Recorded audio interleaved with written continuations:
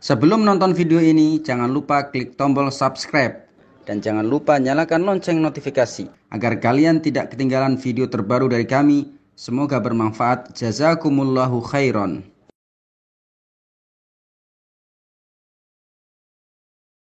Ini juga masalah yang sering ditanyakan kepada saya, dan ini fenomena juga menjamur di tengah-tengah masyarakat ya. Orang pada gak sholat ya, ninggalin sholat dengan sengaja. Pertanyaannya, kalau ada orang taubat misalnya, dia gak sholat 1 tahun, sengaja itu. Taubat misalnya, apakah dia harus mengqadha? Dalam hal ini ada 2 pendapat para ulama ya.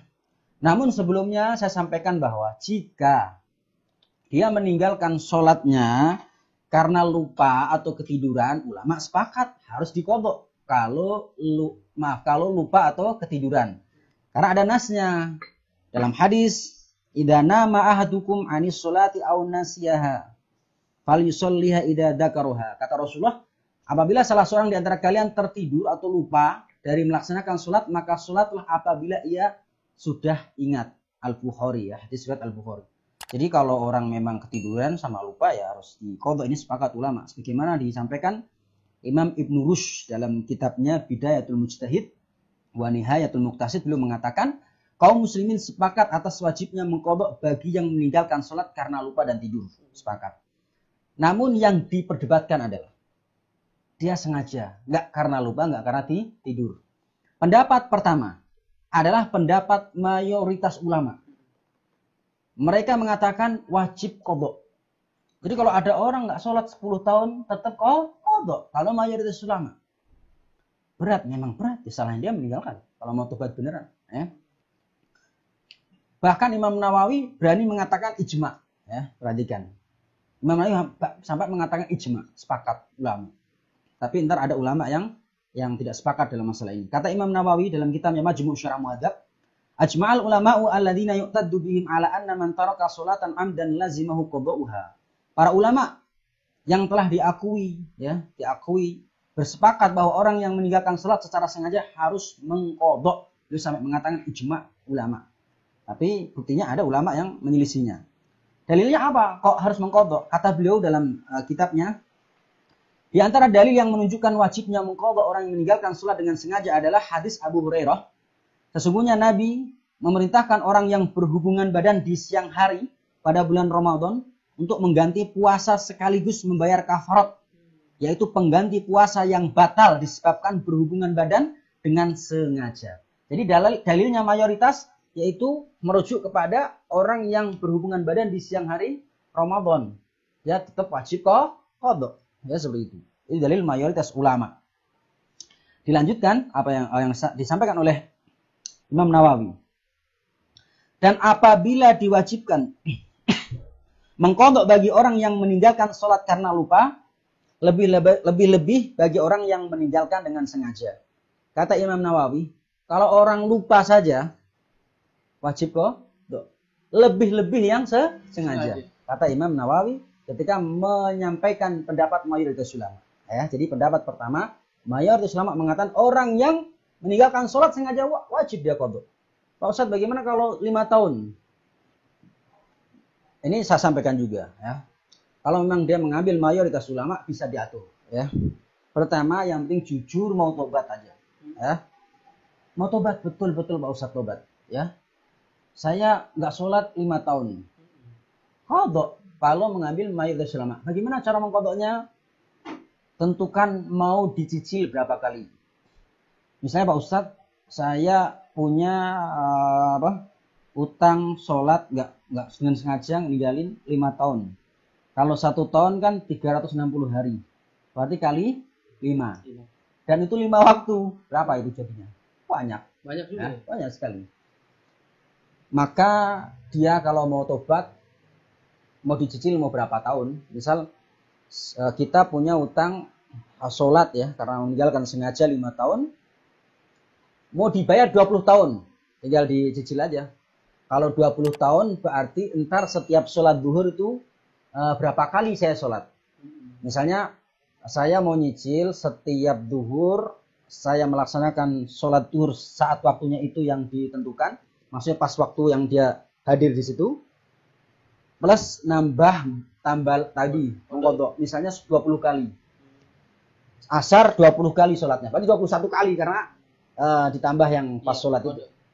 Misalnya maghrib juga. Mau berapa tahun? Saya mampunya 20 tahun. Nggak apa-apa, bismillah.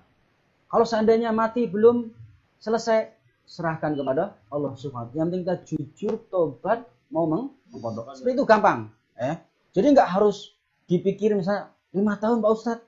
Masuk harus selesai sehari juga. Siapa yang bisa mengkodok sholat 5 tahun dalam sehari? Itu pendapat mayoritas ulama cara mengkodoknya. Pendapat kedua, tidak ada kodok selamanya. Orang yang meninggalkan sholat dengan sengaja. Bahkan kalau ada orang yang ninggalin sholat sengaja lalu mengkodok tidak sah. Kata pendapat kedua ini. Karena apa? Karena sholat adalah ibadah yang dibatasi oleh waktu. Waktu duhur ada waktunya. Apabila dilakukan di luar waktunya, tidak sah. Orang sholat di luar waktunya, ya nggak sah. Itu karena kodok tadi. Nggak diterima. Akan tetapi dia harus memperbanyak amal soleh, sholat sunnah, memperberat timbangan amal pada hari kiamat, minta ampun dan bertaubat kepada Allah Subhanahu wa ta'ala. Cukup tobat saja. Ini pendapat kedua. Ini adalah pendapat Imam Abu Muhammad Ibnu Hazm rahimahullah ta'ala. Seorang ulama yang punya kitab Al-Muhalla. Dan pendapat ini dipilih oleh Syekhul Islam Ibnu Taimiyah dan Syekh Muhammad bin Shalih Al-Utsaimin rahimahullah ta'ala. Bahkan ulama yang mengikuti pendapat kedua ini, orang yang meninggalkan sholat dengan sengaja, tidak ada qadha, mereka mengatakan kalau seandainya orang yang tobat ninggalin sholat 10 tahun atau 5 tahun diwajibkan untuk qadha, ntar nggak jadi tobat. Itu diantara salah satu dalil logikanya ulama. Misalnya orang mau tobat misalnya udah nggak sholat 10 tahun, Pak Ustadz saya nggak sholat 10 tahun, saya mau tobat tapi suruh qadha, nggak jadi dah saya tobat. Berat. 360 kali 10 kali 5. Berapa itu? Kita udah gak jadi tobat. Itu ulama yang mengatakan gak perlu qadha. Tobat aja, amalin amal yang banyak. Mudah-mudahan Allah ampun. Wallahu a'lam.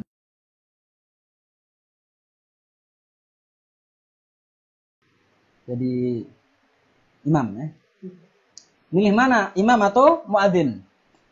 Ini ada dua pendapat ulama minimal. Pertama, pendapat mazhab Hanafi di dalam kitabnya yang mu'tamad. Mu'tamad ini maksudnya yang dijadikan sandaran, yang dirujuk terus dalam mazhab Hanafi. Pendapat yang dikenal di mazhab Malikiyah. Pendapat sebagian sahabat Syafi'i. Dari riwayat dalam riwayat dalam mazhab Imam Ahmad mengatakan bahwa menjadi imam lebih utama dibandingkan dengan muadzin. Jadi menurut mazhab Hanafi, Maliki, sebagian pendapat Syafi'i dan sebagian riwayat dari Imam Ahmad mengatakan menjadi imam lebih utama daripada muadzin. Jadi pilih imam saja. Mana argumennya? Argumen pendapat pertama, kok milih jadi imam saja daripada muadzin? Karena Nabi Muhammad dan Khulafaur Rasyidin, sahabat-sahabat mulia, itu melakukannya sendiri jadi imam. Kita baca sirah-sirahnya dan hadis-hadis yang menerangkan hal itu. Dan mereka tidak jadi muadzin, milih jadi imam. Mengatakan mereka ulama yang mengatakan imam lebih baik. Mereka Rasulullah dan sahabat Khulafaur Rasyidin tidaklah memilih sesuatu melainkan yang terbaik. Jadi imam makanya milih jadi muadzin. Begitu juga menjadi imam biasanya yang dipilih adalah orang-orang yang lebih sempurna dan yang lebih baik jati dirinya. Jadi imam itu lebih afdal, berbeda orang adzan. Imam itu pasti oleh jamaah dilihat jati dirinya, ini yang imam siapa, kesehariannya gimana, seperti itu. Sehingga berarti yang jadilah imam berarti sudah dianggap bagus ini orang ini, sehingga lebih afdal jadi imam. Pendapat kedua jamaah sekalian, pendapat yang lebih kuat dalam mazhab Syafi'i dan Hambali, karena riwayat Syafi'i dan Hambali ikut mazhab pertama tadi, tapi yang kuat sebenarnya di mazhab Hambali dan Syafi'i juga pendapat Hanafi dan Maliki bahwa adzan lebih utama dibandingkan menjadi imam. Ini yang pendapat yang kuat di Syafi'i dan Hambali, juga Hanafi dan Maliki atau mayoritas ulama. Dan ini yang dikuatkan oleh Syekh Muhammad bin Shalih Al-Utsaimin rahimahullah ta'ala. Mana dalilnya? Dalil mereka adalah menggunakan ayat dan hadis tentang keutamaan muadzin. Di antaranya firman Allah dalam Quran surat Fussilat ayat 33. Wa man ahsanu qawlan mimman da'a ilallahi wa 'amila shalihan wa qala innani minal muslimin. Siapakah yang lebih baik perkataannya daripada orang yang menyeru kepada Allah, mengerjakan amal yang soleh dan berkata sesungguhnya aku termasuk orang-orang muslim. Quran surat Fussilat ayat 33. Kata Imam Ibnu Katsir ketika mengomentari Fussilat ayat 33, menurut pendapat sebagian ulama, yang dimaksud adalah juru adzan yang soleh. Dikuatkan riwayat Aisyah, beliau mengatakan ayat ini Fussilat 33 turun berkaitan dengan orang-orang yang adzan. Mulia, wa man ahsanu qawlan mimman da'a ilallah. Jadi mulia orang muadzin. Dua dalilnya hadis. Orang-orang yang adzan lebih panjang lehernya nanti di hari kiamat. Hadis riwayat Muslim. Apa orang yang paling panjang lehernya di hari kiamat?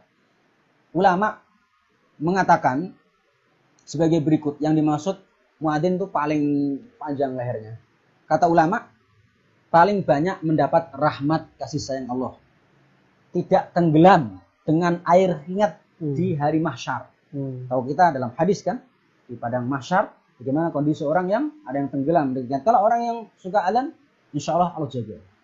Kemudian artinya juga banyak pengikutnya, juga banyak pahalanya dan banyak amalnya. Itu yang dimaksud muadzin itu paling panjang lehernya. Dalil selanjutnya yang dipakai oleh madhab ini yang mengatakan adzan itu lebih utama atau muadzin, kata Rasulullah, seorang imam adalah penjamin dan orang yang adzan yang dipercaya. Orang yang dipercaya lebih kuat tentunya. Ya Allah, beri petunjuk kepada para imam. Ya Allah, berilah hidayah kepada para imam, kata Rasulullah. Dan ampunilah orang-orang yang adzan. Rasulullah doakan ampunan. Lebih afdal. Hadis riwayat Tirmidzi.